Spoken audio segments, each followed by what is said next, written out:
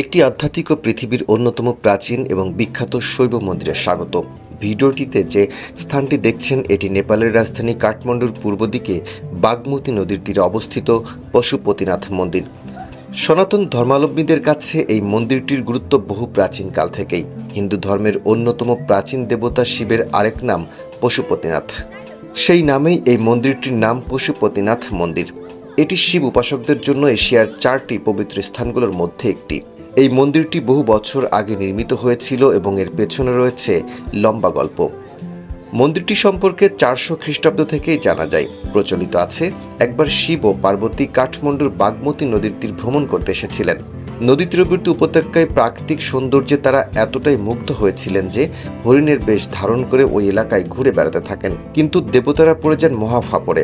অনেক কষ্টে শিবকে খুঁজে পেলেও দেবাদিদেব শিব এই স্থান থেকে যেতে নারাজ।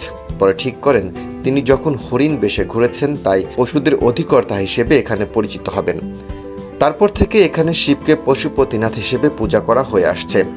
এই মন্দির কবে প্রতিষ্ঠা হয়েছে সে সম্পর্কে কোনো সঠিক তথ্য এখনো পাওয়া যায়নি। তবে ইতিহাসবিদদের মতে এই মন্দির 4র্থ শতাব্দী থেকে নেপালের এই জায়গায় রয়েছে।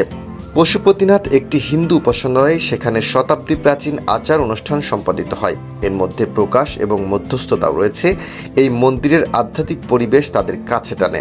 হিন্দুরা বিশ্বাস করে এই মন্দিরের শক্তি হিন্দু জীবন, মৃত্যু এবং পুনর্জন্মের অনন্য সারাংশ অনুভব করতে সাহায্য করে। পশুপতিনাথ মন্দিরটির শিল্প, চিত্রকলা এবং স্থাপত্যের অসংখ্য কাজ সহ একটি দুর্দান্ত স্মৃতিস্তম্ভ। মূল মন্দিরটি একটি বর্গাকার ভিত্তি প্ল্যাটফর্মে স্তূপ শৈলীতে ডিজাইন করা হয়েছে। এতে রয়েছে ঘন স্থাপত্য এবং মার্জিতভাবে খোদাই করা কাঠের স্তম্ভ, যা এর সৌন্দর্য বহুগুণ বাড়িয়েছে। এটিতে একটি সোনার ছাদও রয়েছে যা দূর থেকে দুর্দান্ত দেখায়। পশুপতিনাথ দর্শনের সর্বোত্তম সময় হল সকাল এবং গভীর সন্ধ্যা। শ্রাবণ মাসে মন্দিরটিতে উল্লেখযোগ্য সংখ্যক তীর্থযাত্রীদের আকর্ষণ করে। অধিকাংশ ভক্ত পশুপতিনাথে আসেন শিবের পূজা ও প্রার্থনা করতে। মন্দিরে আরতি নামে পরিচিত একটি পূজা এবং ধর্মীয় নৃত্য অনুষ্ঠান প্রতিদিন সন্ধ্যা 6টা থেকে শুরু হয়। আরতির চারপাশে সন্ধ্যার মনোরম অনুভূতি এবং পরিবেশ এক কথায় অবিশ্বাস্য। এই আরতি বেশিরভাগ মানুষকে একত্রিত করে। ভজন এবং সুন্দর আগুন সংযুক্ত প্রার্থনা পদ্ধতি আগতদের বিস্মিত করে। আপনি যদি এই মন্দির দর্শনে আসেন তাহলে এর নির্মল পরিবেশ আপনাকে মুগ্ধ করবেই। শুধু হিন্দু নয়, বৌদ্ধ ধর্মের পর্যটকদের কাছেও পশুপতিনাথ সবচেয়ে বেশি আকর্ষণীয় তীর্থস্থান বলে মনে করা হয়। দর্শক, ভিডিওটি ভালো লাগলে লাইক, কমেন্টস ও শেয়ার করতে ভুলবেন না।